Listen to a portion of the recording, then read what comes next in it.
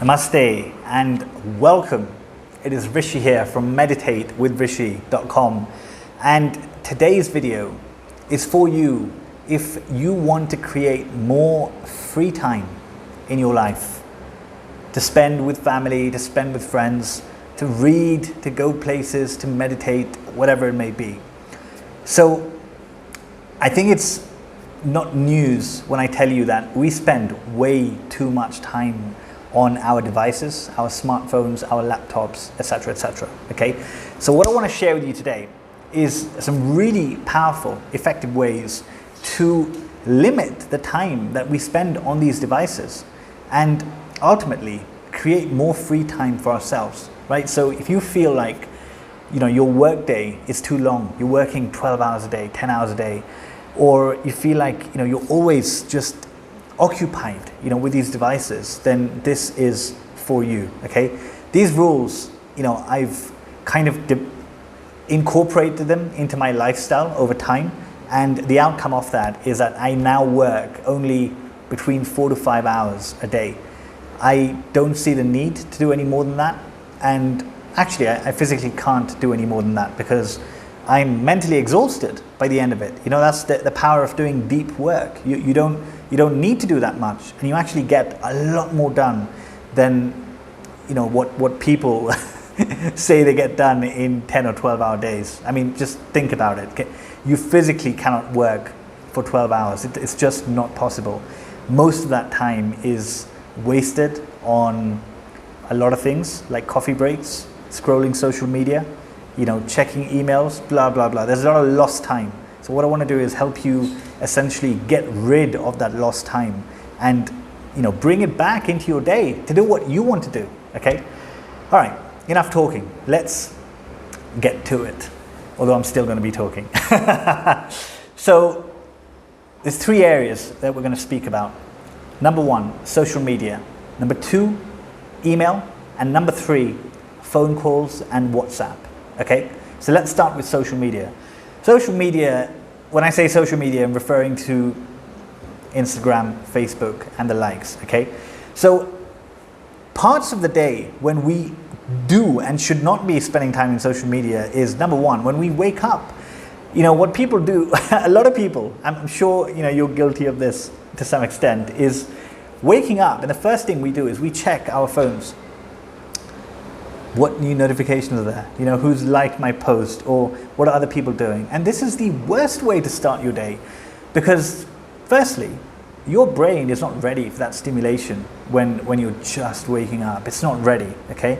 Secondly, you're starting your day to seeing what other people are up to in their life. And of course, because it's social media, they are presenting their best selves there. So you're seeing posts where that likely can make you feel like, what am I doing with my life? Everyone's, this person's married, this person's releasing this video. What am I doing? And that is not a great way to start your day. There is already a negative kind of context set to the day, right? Or people wake up and the first thing they look at is news. Oh my God. News is, first of all, in my opinion, news should be avoided at any time of the day, right? Open up any news website right now. What you'll see is deaths, right? COVID deaths here. This country is now in lockdown, extended lockdown. This place was bombed. This economy is down. All these, there's a bit of positive stuff in there, but it is hidden, 9 out of 10 pieces are negative. And people think that they want to stay on the pulse of what is going on. Why? Why do you need to know that information? It's just inputting negative stuff into your mind and shaping the way that you see the world. Then you start seeing the world as a very negative place. And people say, oh, come on, you need to know what's going on. You need to know. But why? Is you knowing what's going on out there making it, does that mean you're helping just by knowing? You're not. Right? If you actually have the resources, the time and the money to go and help a cause, then by all means go and do that. But you definitely don't need to check the news for that, right? So social media, right? Starting your day with social media and the news and ending it with social media and the news is the worst. In fact, the morning and night time when you are, in bed and relaxed is when the subconscious mind is most receptive to new ideas. And if what you're planting is seeds of negativity or envy and jealousy by looking at social media, that is what's going in, right? And what goes in is what comes out, garbage in, garbage out, ultimately. So that needs to be stopped, okay? If you want to look at social media, set a time for it, right? I'm going to spend 20 minutes a day today on Instagram, scrolling, just enjoying myself. Schedule it. And that's it. That's the only time you look at it. It'll get to a point where you're like, you know what, I don't even want to do that anymore. It's not adding to me at all, right? So that is social media, okay? Limit it, and that will eventually, possibly, lead to just avoiding it altogether, okay? Number two is email.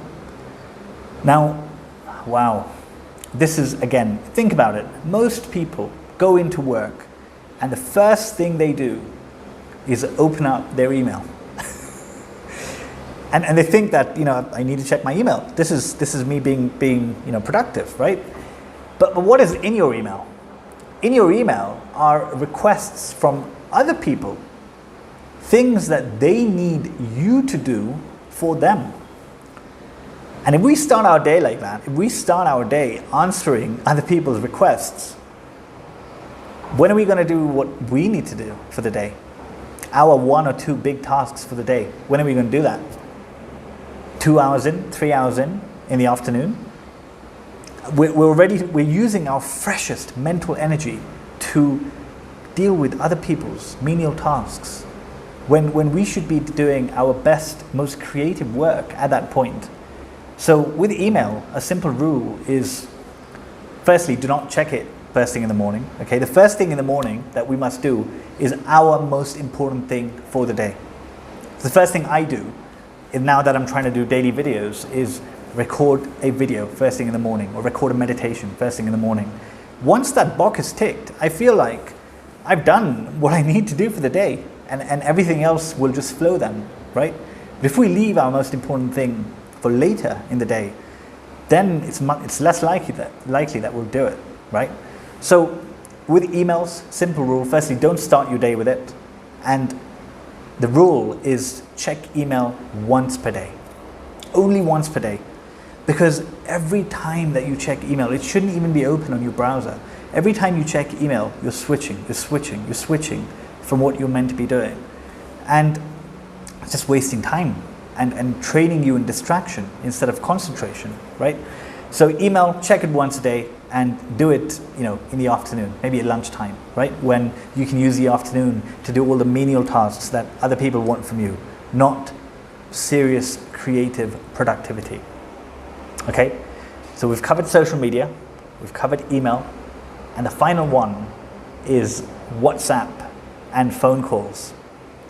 And this is really where, we become slaves to our phones, slave to our mobiles.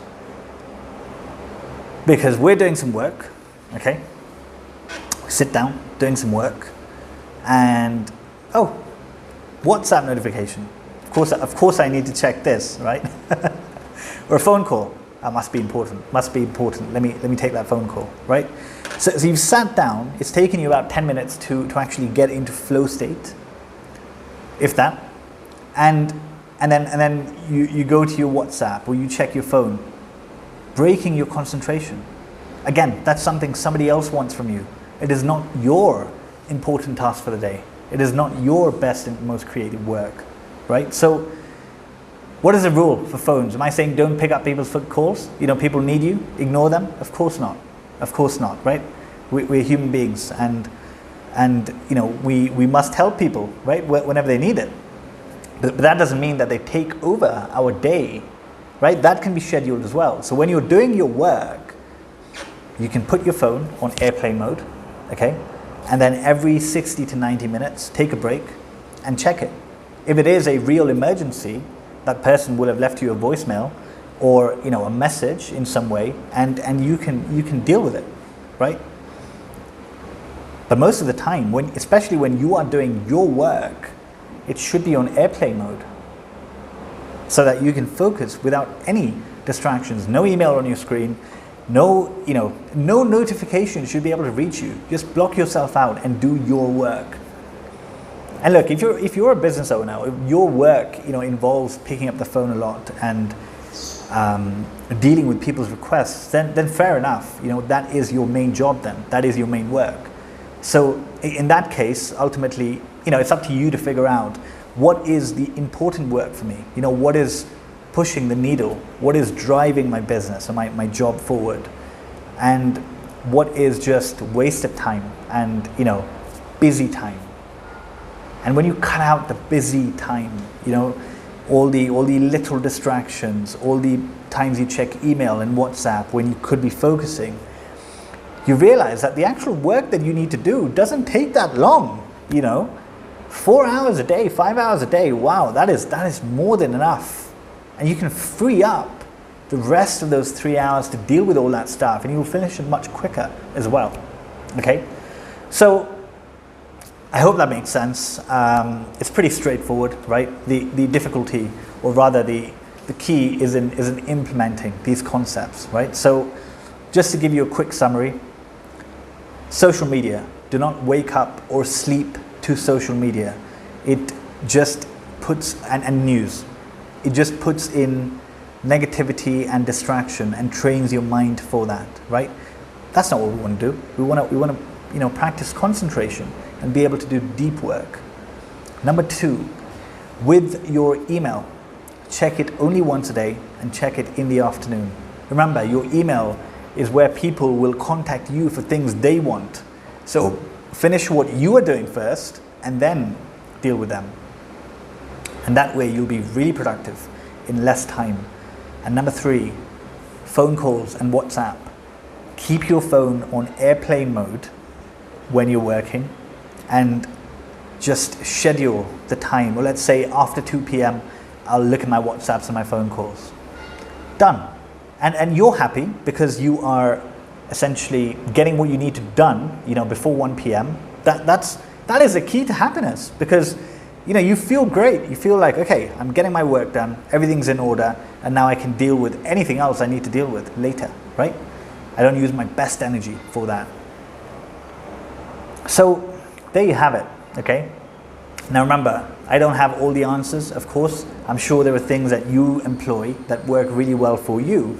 So if you want to share them, comment below. I'd love to hear them, and I'm sure people watching this video would really appreciate that input as well. But this is my 2 cents on becoming masters of our technology instead of becoming slaves to our technology, right? Remember, humans made technology to work for them, so we should not be working for it. Every time a notification comes, it doesn't need our attention. Try it. That the world is not going to end if you don't pick up that call or if you don't reply to that message straight away. It's not. And in fact, I'll just finish on this. When you set boundaries in your personal life, in your work life, when you set boundaries that I'm doing this at this time, this is when I'm available, people will bend to those boundaries. Bend is maybe not the best word, but people will work around them, and they will have more respect for you, because here's somebody who really values their time, right? It must be really important, so I need to work to that, not the other way. Imagine you get an email and you respond to it straight away. A person's thinking, oh, he's got nothing to do. I can keep disturbing him whenever I want, or keep asking him for something whenever I need, and expect a response immediately, right? So you get the idea. Okay, so I really hope that helps. I really hope that helps, and that is it. Thank you for listening and watching. Namaste.